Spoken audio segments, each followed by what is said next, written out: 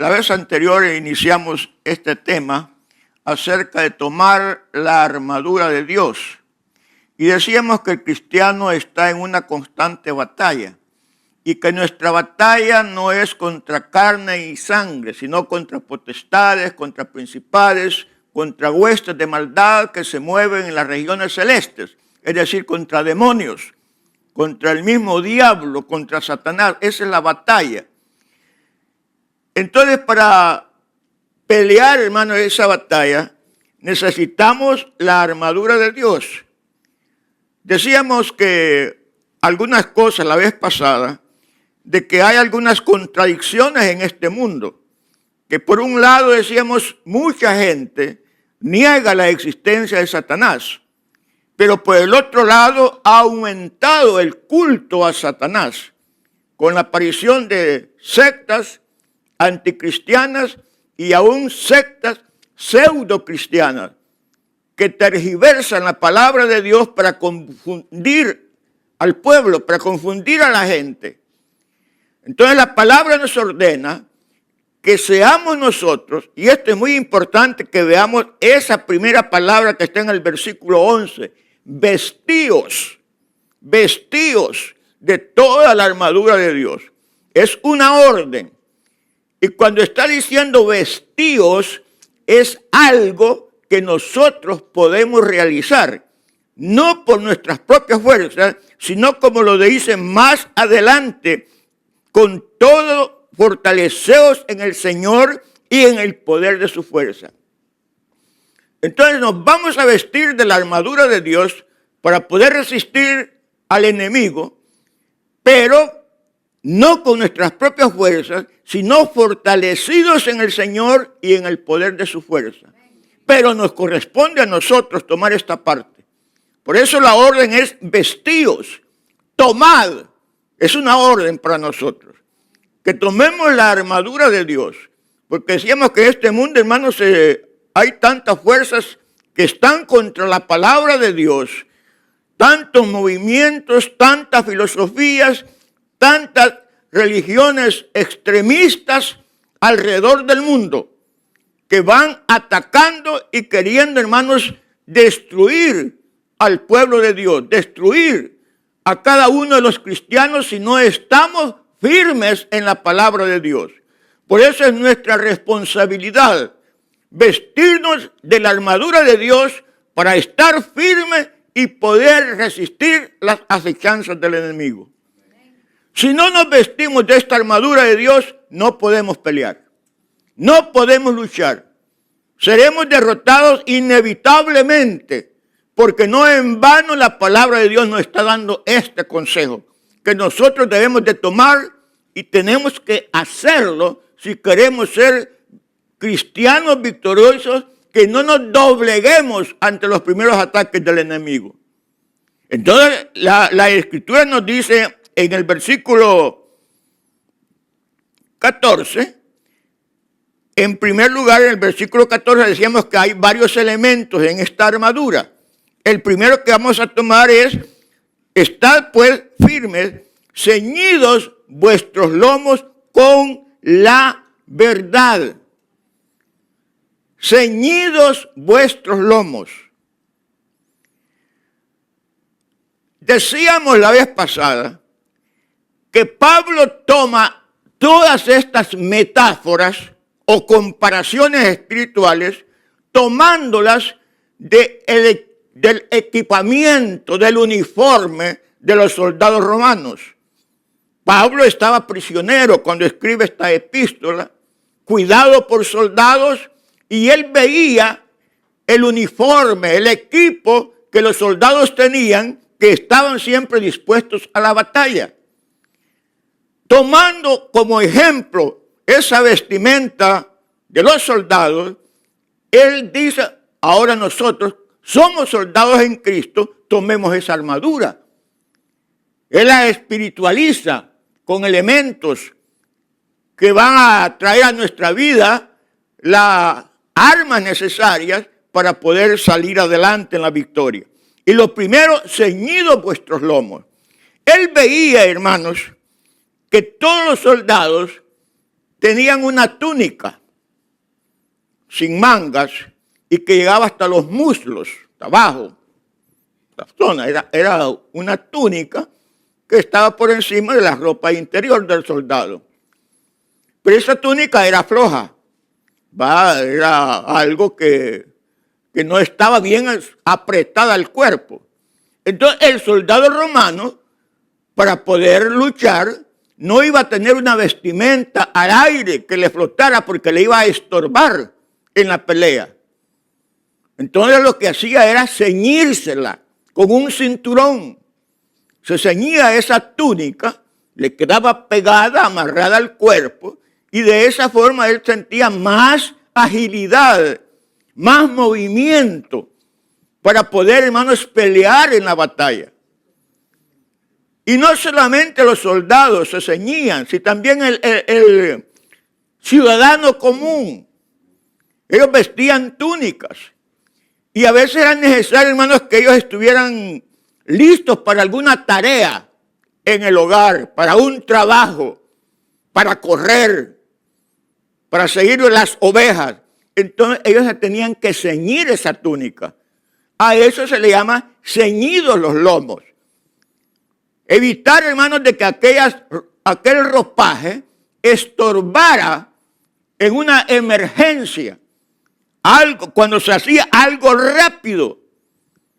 Por eso, hermanos, cuando el pueblo de Israel, el pueblo hebreo va a salir de Egipto y van a celebrar la Pascua, el Señor les dice, cuando van a preparar el cordero, y lo comeréis ceñidos vuestros lomos. Lo comeréis ceñidos vuestros lomos, calzados vuestros pies, con vuestro bordón en la mano. Eso ceñido vuestros lomos era que el pueblo debía estar presto, listo para salir con rapidez. Entonces, como ellos vestían una túnica larga y tenían que caminar una distancia con rapidez, se tenían que ceñir los lomos, apretarse aquella túnica con un cinto, con un cinturón. Ceñidos vuestros lomos. El mismo Señor, en el Evangelio de Lucas dice, estén ceñidos vuestros lomos y vuestras lámparas encendidas. Eso de estar ceñidos vuestros lomos era muy común usarlo por la clase de vestimenta que se usaba.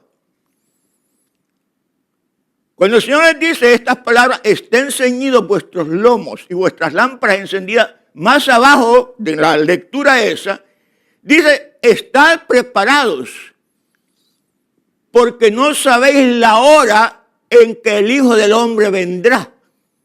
Entonces, estar ceñidos era una señal de estar preparados, de estar listos, de ceñirse aquella ropa que podía estorbar en un momento de rapidez, en un momento de lucha para el soldado.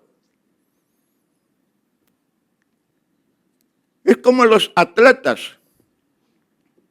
No sé si ustedes habrán observado los atletas que hoy en tiempo hacen carreras de rapidez. Corren 100 metros, pero a una velocidad increíble. ¿Cómo van vestidos? Van vestidos con ropa que les vuele, con túnicas largas, ¿o cómo van vestidos? Mire, llevan la ropa más mínima que sea necesaria, solo para cubrirse las partes elementales del cuerpo. Que no les estorbe nada. No quieren que les estorbe nada. Cualquier trapo suelto les estorbaría en la velocidad que llevan. Y no es raro que vayan así vestidas las jovencitas o los jóvenes. Si ya cuando se celebraban los Juegos Olímpicos en Grecia, hace 3000 años, los corredores, ¿saben cómo iban vestidos? ¿Cómo corrían las carreras? Desnudos.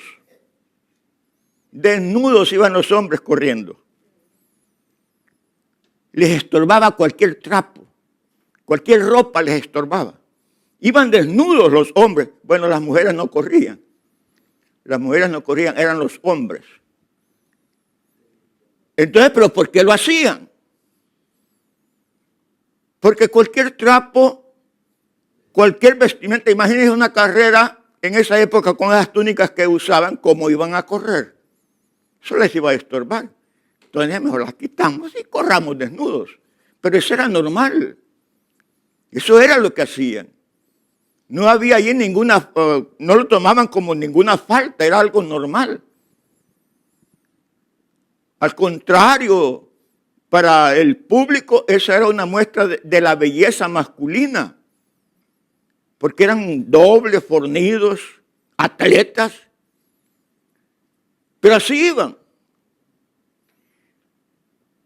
De la misma manera, hermanos, nosotros debemos de despojarnos de todo aquello que nos perjudique en nuestra carrera cristiana. Debemos de despojarnos de todo andrajo de este mundo que nos estorba a seguir adelante, a seguir la carrera, a llegar a la meta final. Ahora, ¿cómo es que nos vamos a vestir? ¿Cómo es que dice el Escrito? Están vestidos vuestros lomos. Están ceñidos vuestros lomos. Dice el verso 13, 14. Estad pues firmes, ceñidos vuestros lomos con la verdad. Fíjense, no está hablando.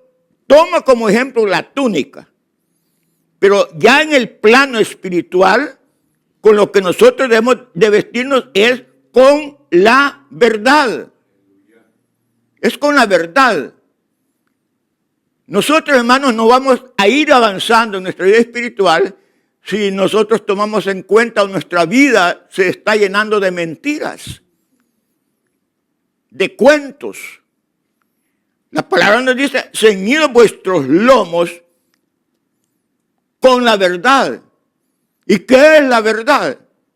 Bueno, en primer lugar, hermanos, la verdad es la palabra de Dios. El salmista dice, la suma de tu palabra es verdad. Entonces, lo primero con lo cual nosotros tenemos que vestirnos o ceñirnos nuestros lomos es con la verdad, que es la palabra de Dios. Teniendo la verdad, teniendo la palabra de Dios, no le vamos a permitir o no le vamos a dar cabida a las mentiras. Pero si no estamos vestidos de la verdad de Dios, hermanos, cualquier cosa nos va a confundir. Vamos a creer, hermanos, cualquier cosa. Por eso es necesario, hermanos, el cristiano tener conocimiento de la verdad de Dios. Solo teniendo conocimiento de la verdad de Dios podemos estar firmes y seguir avanzando y seguir luchando y llegar hasta coronar la carrera, hasta el final. Pero no solamente, hermanos, es eso, que algo que nosotros tenemos que hacer. Y es nuestra responsabilidad conocer la palabra de Dios, estudiar la palabra de Dios, edificarnos en la palabra de Dios.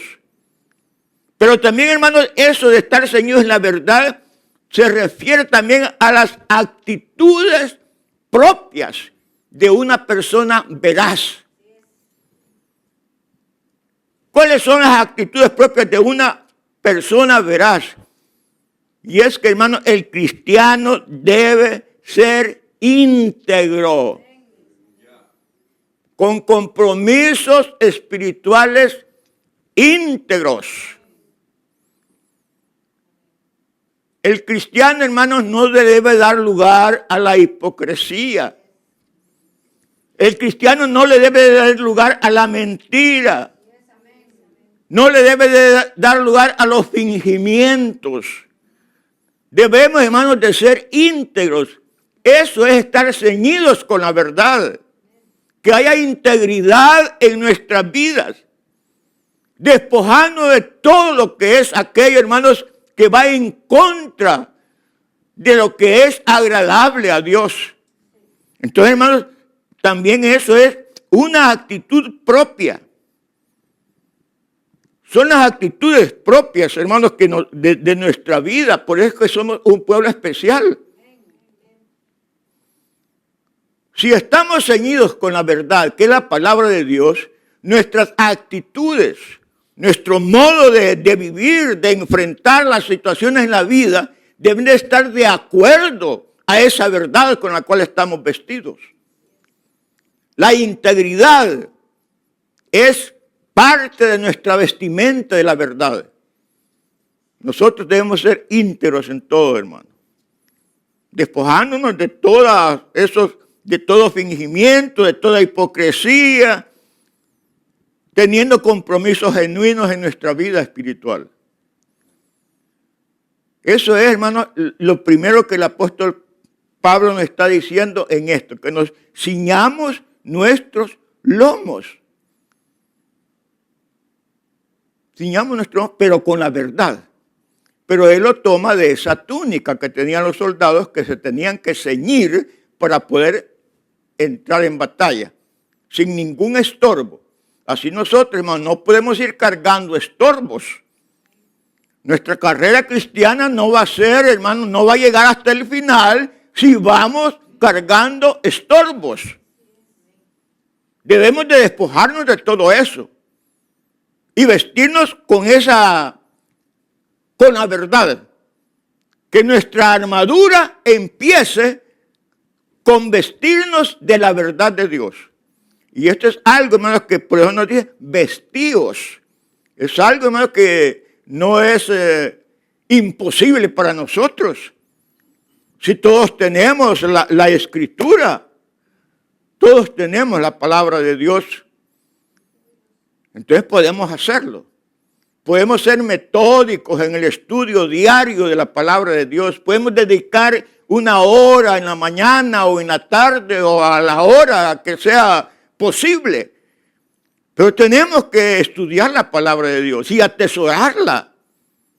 Y atesorarla. Y además vivirla como nos va a enseñar los otros elementos de esta armadura. Ahora dice en el versículo siguiente, o en el mismo versículo 14 siempre. Y vestidos con la coraza de justicia. La coraza era el otro elemento, y ese era de lo más importante que tenía el soldado, no solo el soldado romano, sino todos los soldados de esa época, griegos, asirios, de cualquier ejército que había en esa época. La coraza era fundamental. Y esa coraza iba encima de la túnica. Y era hecha iba ceñida al cuerpo y era de varios materiales. El más común era cuero grueso, duro, que protegía el torso y también la espalda. Algunas veces era de metal, forjado con martillo, dándole la forma del torso. En otras ocasiones podía ser hasta de tela gruesa, algo que lo protegiera contra las armas del enemigo. Pero todo soldado, hermanos, tenía esa coraza. Porque las batallas en esa época eran mano a mano. Espada contra espada, frente a frente, un soldado contra el otro. No era como hoy, que tiran los misiles de miles de kilómetros de distancia. Entonces no era frente a frente, cara a cara. Y nosotros estamos, hermanos, luchando frente a frente también contra el enemigo. No lo tenemos a miles de kilómetros. Anda alrededor como león rugiente, buscando a quien devorar. Entonces es necesario vestirse con la coraza como lo hacían en aquella época. Ahora bien, esa coraza protegía los órganos delicados, protegía el corazón, protegía los pulmones, el hígado, el estómago. Todos estos órganos estaban protegidos por la coraza. En la cultura judía antigua, ellos creían de que el corazón era el asiento de la mente y de la voluntad, el corazón. Y las entrañas, el estómago y las entrañas, eran el asiento de las emociones y de los sentimientos. Eso creían los judíos antiguos. Y en la Biblia hay muchos versículos que así lo dicen. Que así lo dicen. Las entrañas es el asiento de los sentimientos, de las emociones. No sé si usted ha experimentado alguna vez cuando tiene un miedo o está afligido, preocupado por algo serio. ¿Qué es lo que le molesta? El estómago. Cuando tiene una emoción muy fuerte, allí el estómago se enferma. Por eso los judíos pues creían eso. Las entrañas son el asiento de las emociones y de los sentimientos. Y como, según ellos, y Pablo también así lo creía, entonces, como aquí están la mente, la voluntad y las emociones, hay que cubrirlos con una coraza. Hay que cubrirlos con una coraza. No era solamente proteger los órganos, sino que como ahí estaban la mente, las emociones.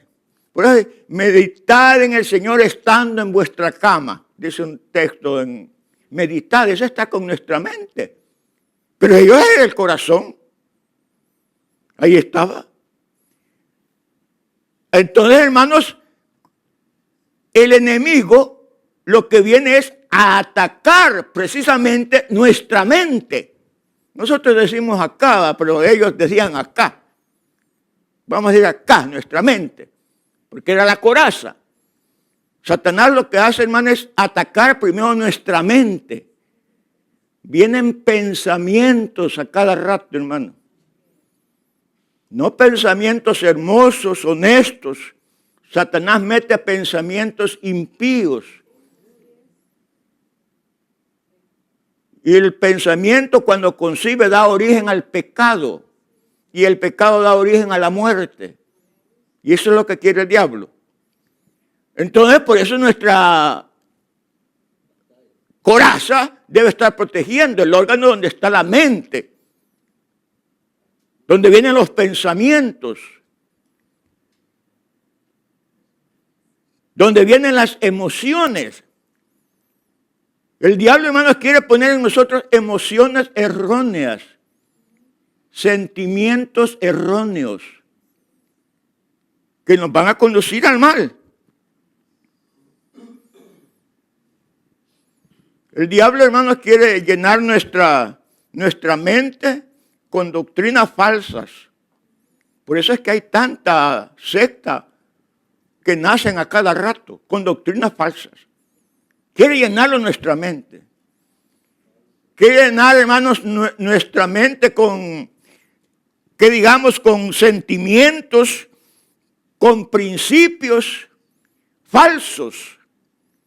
Y en esa forma, hermanos, ir destruyendo nuestra vida.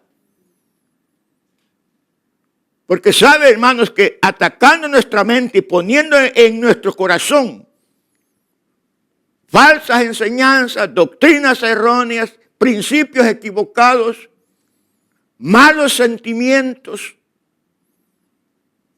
sentimientos de rencor, sentimientos de odio, poniendo en el corazón malas raíces de amargura, resentimientos. Eso es como actúa el diablo. Entonces, tenemos que ponernos la coraza. Pero aquí el apóstol dice la coraza de justicia. Ahora aquí está averiguar cuál es esa coraza de justicia. ¿Cuál es la coraza de justicia? Veamos. Primero, lo que no es. Lo que no es la coraza de justicia.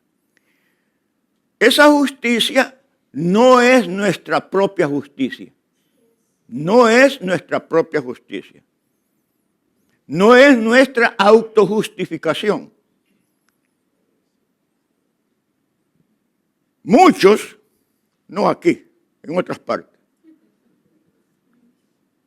se quieren autojustificar a ellos mismos. Se justifican a ellos mismos. Hacen caso de su propia justicia.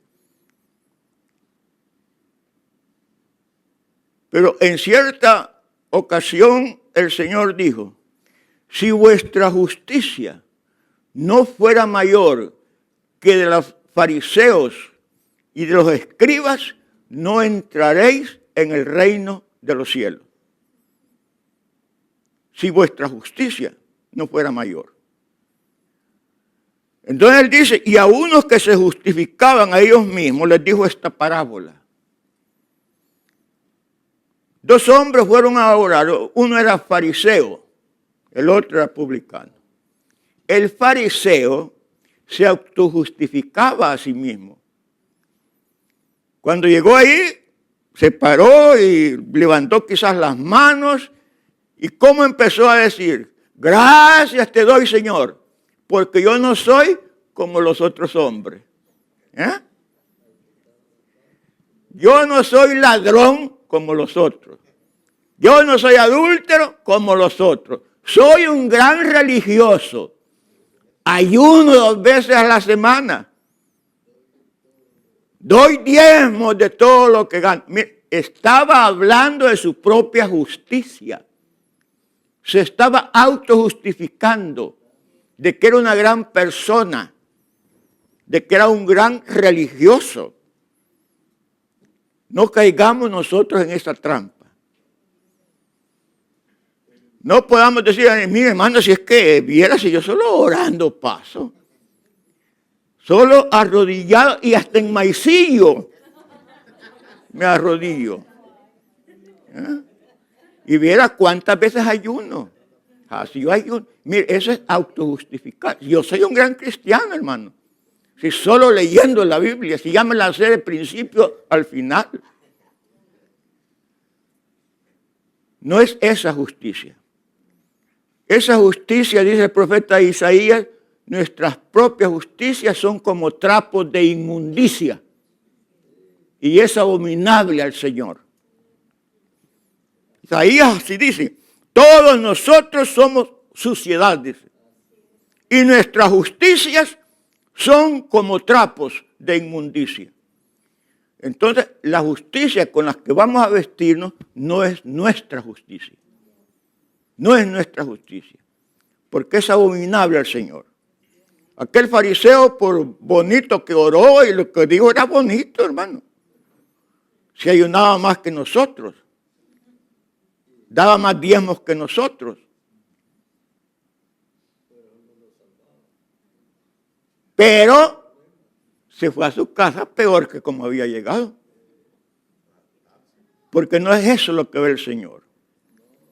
Bien, esa no es la coraza de justicia. Nuestra justicia, desechémosla. Desechemos nuestra justicia. Ahora, hay otra justicia que tampoco no es. Y es la que comúnmente se dice que es, pero que no es. No es esta coraza de justicia. Y es la justicia imputada de Dios. Dios nos ha imputado la justicia de Cristo Jesús. Desde el momento en que creímos, Dios nos imputa la justicia de su Hijo amado. Desde el momento en que creímos, estamos vestidos de la justicia de Cristo. Desde el momento que creímos, vamos a seguir vestidos durante toda nuestra vida hasta la eternidad. porque Él nos ha imputado. Imputar viene de la palabra latina imputare, que significa poner a la cuenta. Y también imputar, que es lo mismo. Poner a la cuenta. Dios ha puesto a nuestra cuenta la justicia de su Hijo amado. Y por esa justicia que Él ha puesto en nuestra vida, que es del Hijo, Él nos ve como al Hijo. Nos ve inocentes. Nos ve inocentes, hermano. Así como su Hijo amado. Siendo culpables, ustedes saben que en esta tierra los jueces siempre condenan al culpable. Si van a un juicio y es culpable, el juez lo condena. Pero cuando nosotros venimos a los pies de Cristo, éramos culpables. Pero al imputarnos su justicia, Él nos declara a nosotros inocentes. Y por esa justicia imputada o puesta a nuestra cuenta, somos inocentes ante los ojos de Dios. Cuán grande es nuestro Dios, hermano. Cuán grande. Que viviendo en este cuerpo imperfecto, que se va a corromper, y Él nos ve como inocentes por la justicia imputada, que es santa, perfecta y completa y dada de una vez para siempre. Nos dio, cuando creímos, nos dio su justicia y para siempre.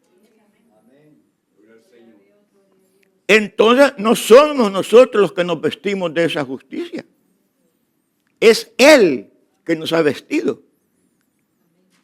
Y aquí nos dice vestidos, pero si ya estamos vestidos de esa justicia. Ya nosotros no podemos hacer nada con la justicia que nos ha imputado. Dice acá la Escritura, al que no conoció pecado, por nosotros lo hizo pecado, para que nosotros fuésemos hechos justicia de Dios en Él. Así que nosotros ya no le podemos agregar nada. No podemos hacer nada ya con la justicia imputada. Dios lo hizo todo de una forma perfecta y absoluta. Y hay otra cosa.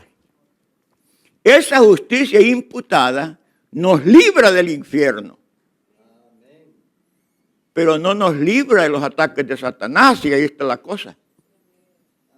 ¿Ve usted? Que esa justicia imputada tiene el poder de librarnos del infierno porque somos hechos justicia de Dios en Él. Pero no nos libra de los ataques de Satanás. Si no, ninguno de nosotros sufriera ningún ataque del maligno. Estuviéramos libres. Pero estando vestidos de esa justicia, Satanás nos ataca. Satanás nos ataca. Entonces, ¿de cuál justicia nos vamos a vestir? No es de nuestra propia justicia. No es la justicia que Dios nos ha dado en Cristo Jesús. Ahí viene, hermano, lo que es la justicia práctica. La justicia práctica en nuestra vida. Y esa justicia práctica es la obediencia a Dios momento tras momento durante toda nuestra vida. Es decir, que esa justicia práctica es la vivencia nuestra como cristianos, que es lo que ha venido tratando Pablo en esta epístola. Decíamos de que la epístola tiene dos temas principales. Uno es la redención de Dios y la otra es nuestra vida como redimidos. Y nuestra vida como redimidos debe de ser una vida santa. Entonces, vestirnos con la coraza de justicia es llevar, hermano, una vida en obediencia, lo que significa llevar una vida santa. Leamos juntos, hermano, allí más atrasito del capítulo 6, en el capítulo 4 de Efesios. 4.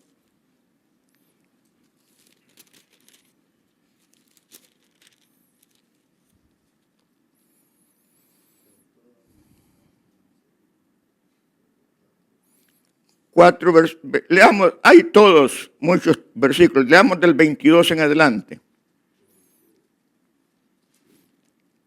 Dice, en cuanto a la pasada manera de vivir, despojaos del viejo hombre, que está viciado conforme a los deseos engañosos, y renovaos en el espíritu de vuestra mente, que es donde va a atacar Satanás, y vestíos del nuevo hombre, creado según Dios en la justicia y santidad de la verdad, por la cual, desechando la mentira, es decir, siendo íntegros, hablad verdad cada uno con su prójimo, porque somos miembros los unos de los otros. Airaos, pero no pequéis.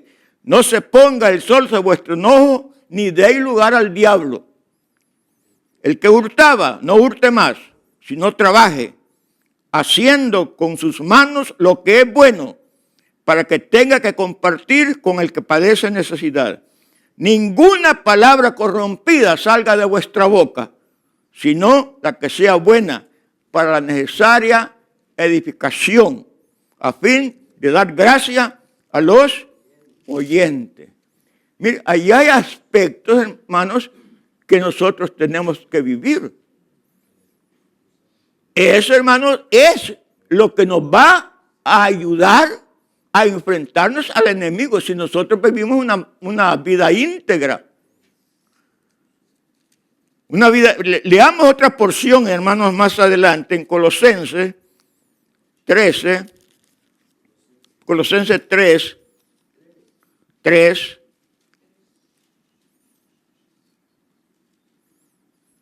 verso 12, en adelante. Colosenses 3, está un poquito más adelante de Efesios. Dice, verso 12, vestíos, pues, como escogidos de Dios, santos y amados, de entrañable misericordia, de benignidad, de humildad, de mansedumbre, de paciencia, soportándonos unos a otros y perdonándonos unos a otros si alguno tuviera queja contra otro. Mire cómo quiere el Señor que tengamos nuestra vida. Estas cosas parecieran, hermanos, difíciles, imposibles, pero una cosa es cierta: la justicia imputada nos ayuda a vivir esta justicia práctica. ¿No? ¿Me entiende?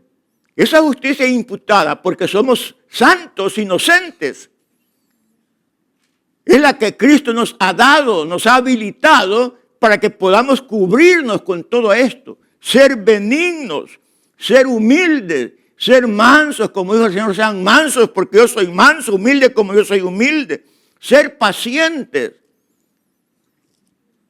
Es algo también a veces difícil. Hay gente que no es paciente, que a las primeras revienta y estalla y grita y tiran los platos por todos lados. Imagínense. Hay que ser paciente. Entonces, esa es la vestidura.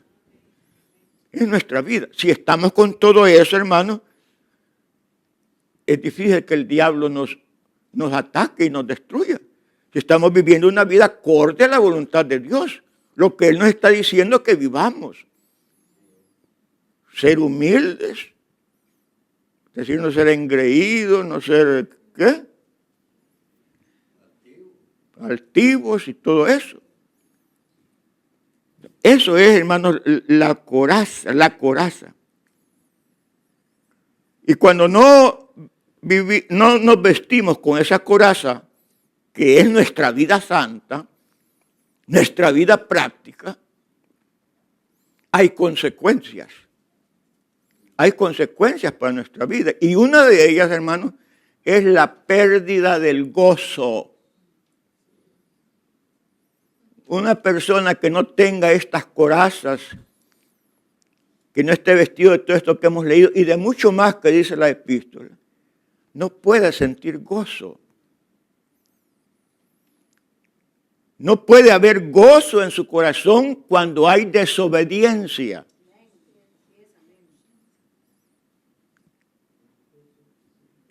¿Se acuerdan que del rey David cuando vio a aquella hermosa mujer que se estaba bañando allá y la vio desde su ventana?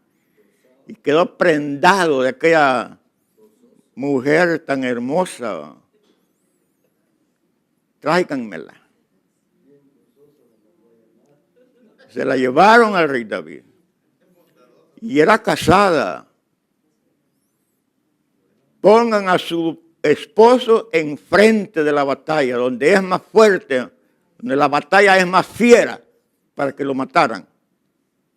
Y lo mataron a Urías, Eteo. Él se quedó con Betsabé. Pero David, que es el cantor de Dios, que escribía la mayoría de los salmos, que los cantaba con arpa, que alababa a Dios, perdió el gozo. En el Salmo 51 dice, cuando él confiesa su pecado, vuélveme el gozo de mi salvación. Lo había perdido. Porque no obedeció la palabra de Dios. La desobedeció. Entonces se pierde el gozo. Nosotros podemos decir, este gozo que yo siento en mi alma, porque Cristo me lo dio. Y solo lo podemos cantar, hermanos, cuando estamos en obediencia a la palabra de Dios. Si estamos desobedientes, ¿qué gozo vamos a sentir? Vamos a ser como los judíos cuando estaban en la cautividad, que colgaron sus arpas, sus cítaras a las orillas de los árboles y ya no cantaban.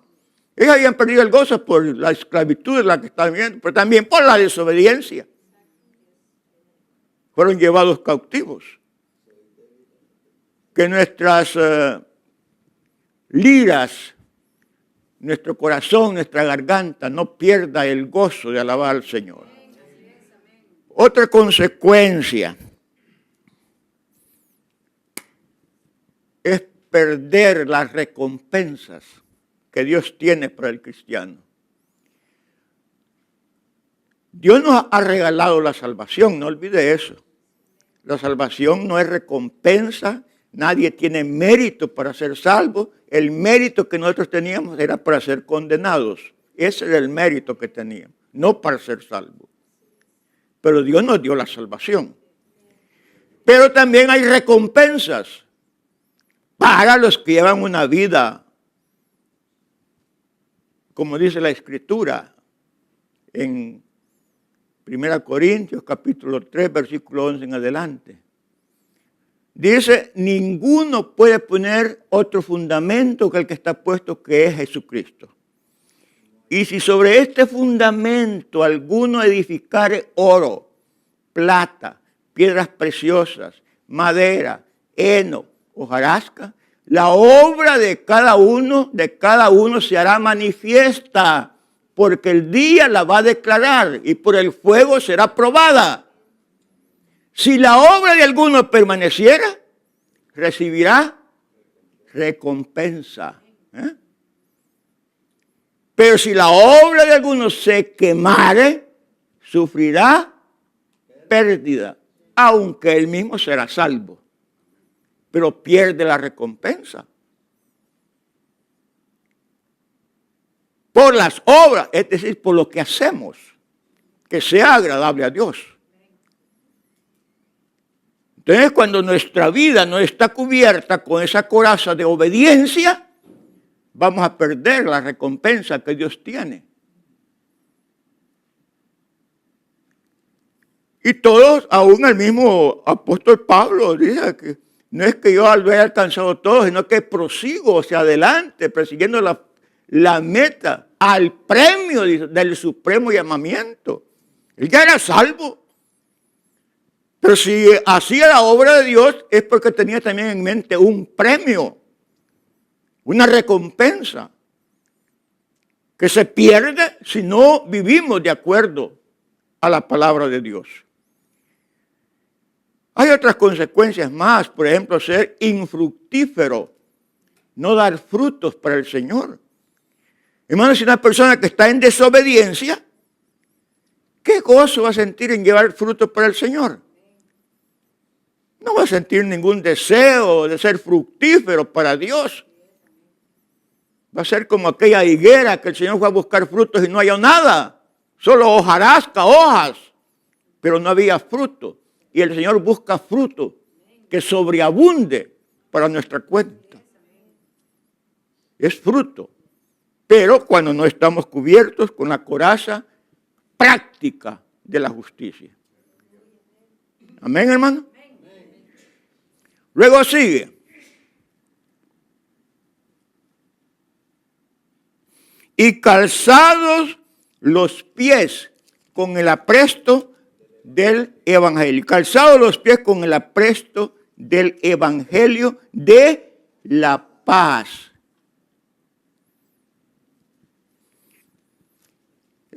Pablo miraba los pies de los soldados romanos.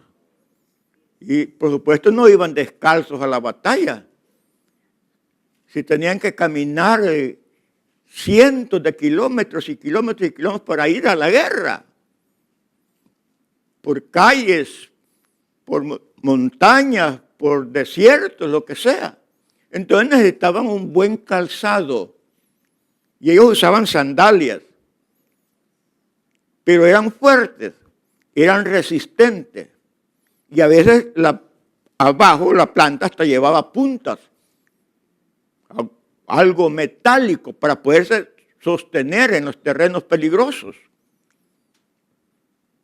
Así como los atletas, si vemos los calzados de los atletas, diferentes actividades deportivas que lleven, algunos zapatos llevan puntas, llevan tacos para apoyarse mejor en el terreno. Entonces, el cristiano también dice que vestirse un calzado, pero no como el de cuero, no como esos, sino que dice con el apresto del evangelio de la paz. Ese es el apresto, ese es el calzado del cristiano. Es la preparación para anunciar el evangelio de la paz. Pablo toma una porción en Romanos, nos habla, nos da un versículo que lo toma del Antiguo Testamento, cuando él dice, cuán hermosos son los pies de los que anuncian la paz, de los que anuncian buenas nuevas. Cuán hermosos, hermanos, son sus pies cuando anuncia el evangelio de la paz, cuando anuncia las buenas nuevas. Entonces, hermanos, cuando nos cubrimos los pies con el apresto del evangelio, es en primer lugar cuando se anuncia o cuando se predica el evangelio. Eso es, hermano, nuestro calzado con el apresto y ese apresto indica ligereza, urgencia de predicar el evangelio. No todos vamos a ser o van a ser predicadores de un púlpito, porque puede ser que no se le dé a todos esa habilidad, pero todos podemos anunciar el evangelio. Todos podemos llevar una palabra del evangelio de la paz a nuestros amigos, a nuestro vecino, a nuestra familia, que por allí tenemos que empezar. Por allí tenemos que empezar. ¿De qué me sirve llevarle el evangelio? Bueno, por supuesto que sí sirve. Pero llevar el evangelio a los que están lejos cuando no se los doy a los que están en mi casa. Entonces tenemos que anunciarlo. Y todos tenemos, hermanos, ese privilegio y esa oportunidad que Dios nos da de calzarnos con el Evangelio de la paz, con el apresto del Evangelio de la paz. Es anunciar, es llevar la palabra, llevar el consejo. Y hermano, cuando estamos llevando o vistiendo esta coraza, estos elementos que hasta aquí hemos hablado, como dice la Escritura, estamos en paz para con Dios por medio de nuestro Señor Jesucristo.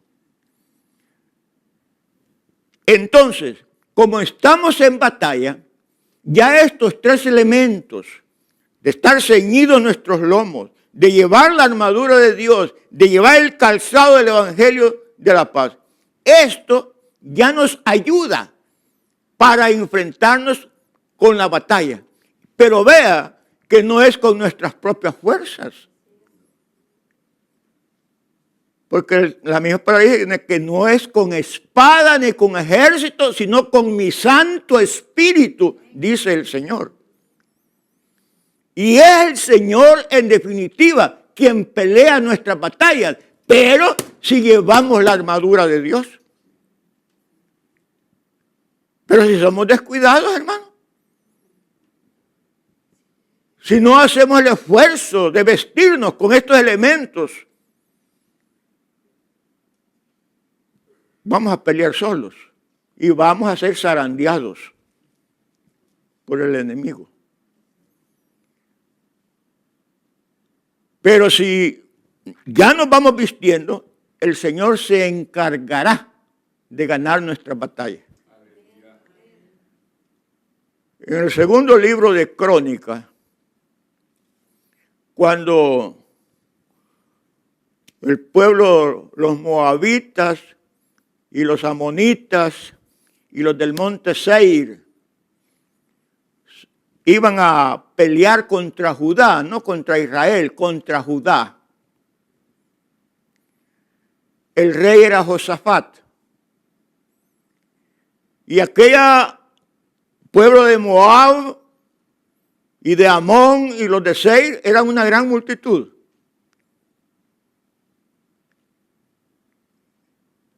Pero vino palabra de Dios para todo Judá y para Josafat. Y la palabra de Dios les dijo, no temáis ni os amedrentéis delante de esta gran multitud. Porque no es vuestra la batalla, Dios peleará por vosotros. Ese fue el mensaje que le dio el profeta. Y dice la Escritura que cuando todo el pueblo empezó a alabar a Jehová, ellos mismos se tendieron emboscadas unos contra los otros. Amón, Moab y los de monte, ellos se emboscaron y se mataron ellos mismos. Judá no tuvo necesidad de pelear. La batalla es del Señor. Nuestras batallas son del Señor. Él dice en su palabra, porque yo, Jehová, soy tu Dios, quien te sostiene de tu mano derecha. No temas, yo te ayudo. Aleluya. Esa es la palabra de Dios. Él nos sostiene de la mano derecha. Y dice, no temas, yo te ayudo. No sé cuál es su batalla ahorita, hermano. Si está enfrentándola o la va a enfrentar, pero recordemos que Él es nuestro ayudador. Yo soy el que te ayudo en esa batalla. Pero no vamos a ser soldados descuidados, pues. Ya tenemos aquí unos elementos con los cuales nos vamos a empezar a vestir. Ya vamos a ceñir nuestros lomos para que los despojos del mundo no nos estorben en nuestra carrera. Ya vamos a vestirnos con nuestra justicia santa, práctica, que es la obediencia a la palabra de Dios. Y ya nos vamos a calzar los pies con ese apresto de anunciar el evangelio de la paz. Lleve el evangelio de la paz, hermano. Si quiera, dígale ahí a su pariente, Cristo te ama. Cristo murió por ti. Cristo es el único camino que lleva a la salvación y no hay otro.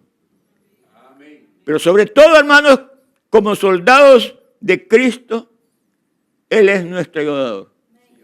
Y Pablo, con esto termino, dice, ¿qué pues diremos a esto? Si Dios es con nosotros, ¿quién contra nosotros? ¿Quién acusará a los escogidos de Dios? Si Dios está con nosotros. A Él sea la gloria, hermano. Pero Él dice, vestíos con la armadura de Dios. Amén. Gloria a Dios. Dios les bendiga, hermano. Pongámonos de...